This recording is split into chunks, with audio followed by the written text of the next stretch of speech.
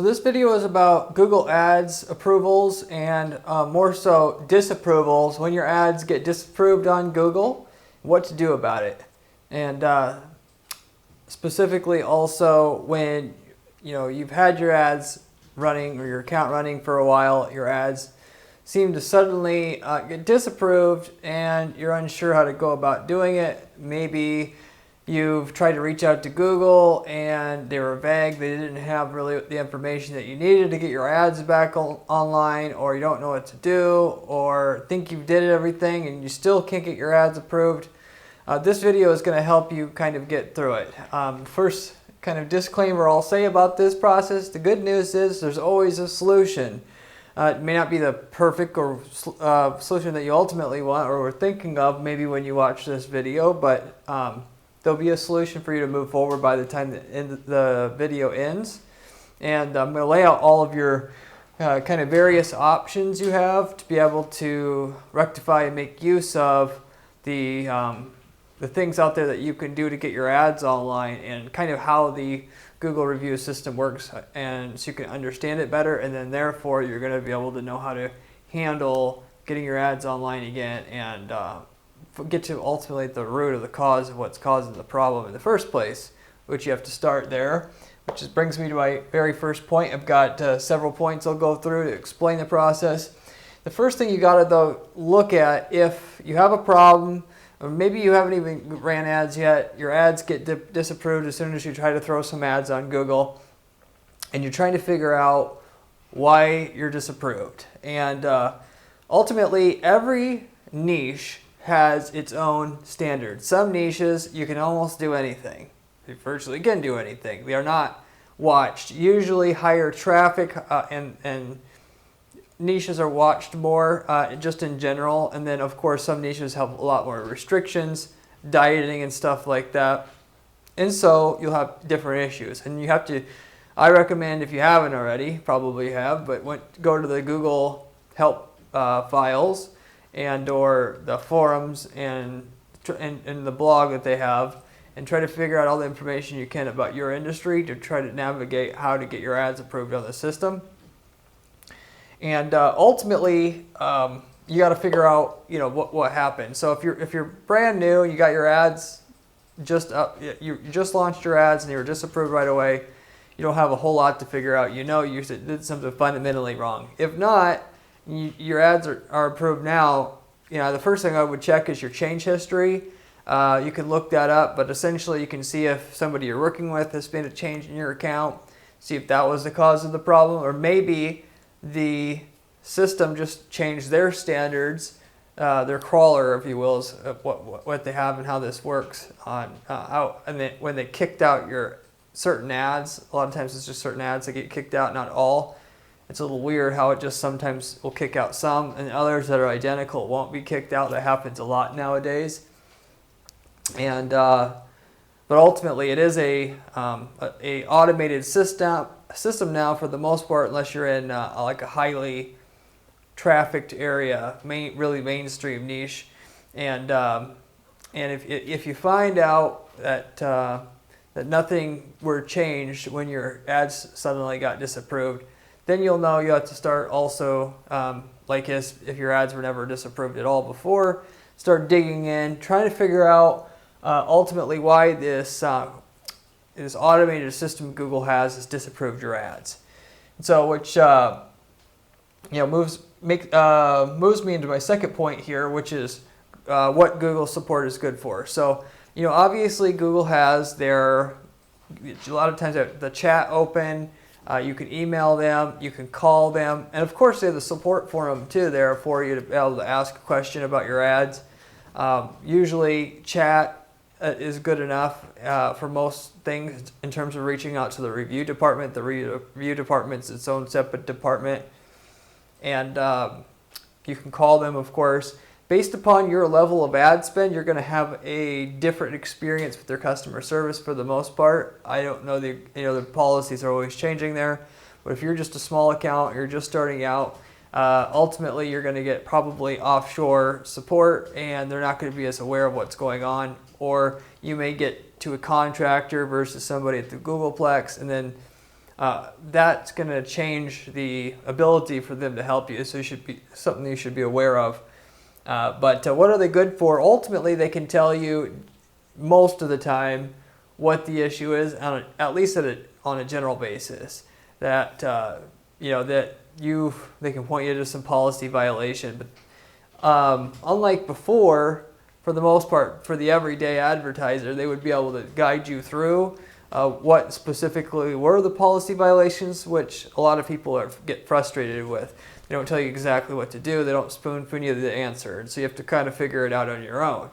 And so ultimately, that's where that support forum can come in handy. You can reach out there, or you can reach out to other people, advertisers in your space. Maybe go to a general support forum in your industry and find out if anybody's advertised there, like what they're doing. And then also, of course, the obvious thing is to look at your competitors' pages and see what's different between yours and theirs. Sometimes it won't make sense. Sometimes bigger companies get away with stuff that you as a smaller company wouldn't get away with.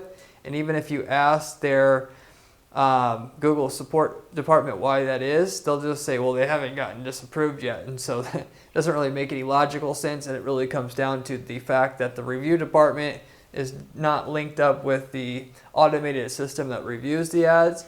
But those are things you can certainly do and use Google support itself to help fix the problem. And then ultimately you just try to take all that feedback, come to a conclusion of what you need to test, get it changed, and then resubmit again. Sometimes it'll help to reach out to them, and if it's getting slow, to have them reevaluate your ad that got kicked out, or then which is mostly at the ad level in terms of a disapproval, to get it checked again. And a lot of times when they think they'll be behind when they're doing an update to their system, it artificially kicks a whole bunch of people out, which is why a lot of times you can get disapproved when you've done nothing wrong and you understand why. It'll take a time to get to your ad, and if you keep bugging them, the squeaky wheel gets the greases, so to say. So sometimes it helps to reach out and then try to keep doing so. If you are like most and you're losing money every day, your ads are down. But that's what I would do as well. So we'll move into the next section here, possible workarounds. So assuming that you can't figure out what to do with your account right away and want to go into some other possible solutions, you got several things here that I normally do for a client here at the ad agency, Guarantee PPC, on get an account approved. The first of which is looking at the keywords. So the big one is of course the disapproval can happen at the ad level. The ad has something in there, a trademark violation. You're targeting on remarketing and for an industry that doesn't allow remarketing, audience level disapproval, and then you of course have the landing page, which is the trickier one to handle, or something on your site. So I'll tell you first of all, the way that because it is an automated system, it's going to check for keywords. It's not going to just check for keywords on the landing page though, which a lot of people assume starting out. It's going to check for those keywords in any part of the site. So let's say I had a client once that had they were trying to sell ammo. They had firearms in other parts of the site. They weren't marketing them, but because the crawler, their automated system, found those, that they had a problem, and until they got that removed from their site, they couldn't get it approved. Even though some of the other retailers did the same thing, they were getting away with it. So nothing's fair necessarily either on Google Ads. But what you'll want to do is just try to figure out which keyword it is. Of course, use a process of elimination, test taking them off, and also try to take them off on the entire site, obviously, for the reasons I had said. The other thing is the images. So I don't know necessarily what systems Google has to check images. One thing I do know is a lot of people, I'm not giving you advice to try this, but they'll take the keywords they couldn't get approved on the site and put it into images. Or you may see somebody has words in an image, and then the system can't figure out that they're there. So if you see somebody else doing something that you can't, that could be a potential remedy for you. And then beyond that, you have the varying. So I've seen quite a few people, if they were in like a loan space and they couldn't do loans to high interest loans for people who have bad credit, which they only basically are, it's profitable to offer, which Google doesn't allow. They would have a system that they'd put people through, and then they would still offer those loans, but way deeper in the sales process. So you technically could do upsells and cross sales for something that you ultimately wanted to sell. Again, I'm not advocating or this. I don't want to get blamed for anything here, but people do, and I have seen that as something that other people do that I don't advise to get around some of these hard disapproval reasons that you can't get stuff approved through the ad system and still want to run ads. Then the other thing is getting a separate website. So for instance, a lot of times if you were running shopping ads, you're doing an e-commerce site, you'll have a bunch of your products get disapproved. And what I've seen and been able to help people with is to say, the main site has some products on there again, some particular keywords even that Google doesn't like, and they're kicking things out. Then just set up a separate website just for their Google shopping campaign. Funny enough, the search ads with the keywords of the site did fine, but the shopping ads did not, and so we just set up a separate site and got the product feed on there. Second site had the keyword we figured out was a problem, and then we'll just run 2 sites. Obviously, there's some drawbacks to that. First of all, mainly just you have 2 sites to manage. The plus sides to doing it, however, is if you just think, oh, what's the big deal? I'll take off these keywords. Well, those keywords could be, generating, that could be, 10% plus or minus your conversion rate. And so if you're doing $1 million a year, you're going to go down to 900,000 just by removing that keyword so you can run the ads. It may not be worth the juice may not be worth the squeeze. And the 2-site system option can remedy that very well. You just have the second site set up for your ads, or even just all of your ads, search and shopping or whatever you're doing, and then everything else for organic and all your other traffic sources. And then, basically, if you are egregious with what you do, sometimes there'll be a hard flag on your account. You'll never be able to get on again. That happens, and you have to start from scratch. And then that's when you should also try to consider just a second site. At some point, if you think that you're at your wit's end, I would go that direction with it, and then that way. And again, if you have organic like rankings on the main site, then you can preserve your rankings. You just have to run 2 sites, change the color theme of the site, get a new logo, keep everything else, clone the site, and then so that it just looks just different enough to be a different business, which it is. There's no like cheating here. You're just gonna not make it look identical to the original site so that people don't get confused. But those are a few things that you can do to try to get around issues if you can't figure out how to, through Google support, get stuff removed or added to the site that you need. And accordingly, last thing I will say about that, I mentioned dieting starting out the video. They don't allow, and everybody knows in the dieting space, before and after pictures or what sells the product. And you can't do that with Google Ads, but again, with organic, if you wanted to have your organic traffic convert well, you'd want those images on the site. So that's another situation where I would run a 2-site model, something that you probably want to seriously consider if you're in a space like that, which is very restrictive on how to market the product and services you have, and knowing that you need to do certain things to be competitive against other people in your space that are running a lot of other traffic sources at once. So there's your possible solutions to be able to go forward. Essentially, out of the stuff that I mentioned, the grayer stuff, the gray hat solutions that I mentioned, they may sound like a good idea. The main caveat or drawback to it is if you do that, again, I'm not advocating it, but if you did happen to do it, then it's a little short-sighted, because that might work now, but their algorithm, the review algorithm, or process system, whatever you want to call it, could actually kick it out later on. Their standards change. Their standards change all the time. Or they could just, find a crevice of your site they couldn't find before that you thought they weren't going to be able to see, and now they found it. And they may have human reviewers at a certain point, and a lot of times they won't review it with a human reviewer at a low ad spend, but at a higher ad spend they will. It's very common with Facebook ads too as well, by the way. If you were wondering how people run certain stuff, well, if they don't have high ad spend, they haven't been looked at hard enough yet. And so maybe when you get to 10 grand a month, they'll look and have a manual reviewer on your site, or when you're if you're in, depending on what niche you are in, maybe your higher or lower threshold before you get a really serious hard look into your business. And so, and then if you do then get quote unquote caught, you're going to lose all your data behind your campaign. So you did all that work. There's huge value in having the data and the history and the quality scores that you have built up on your campaigns to get good results that'll eventually get you, a third of what you were paying before in terms of the same traffic by having that built up over a 6, 12, 18 month period. It gets kicked out, you can't use it again, and then you're starting from scratch again. So that's why I more so like the two-site method, or just using one of these other options that are more permanent and are so gray, so to say. And so it's something else to be aware of.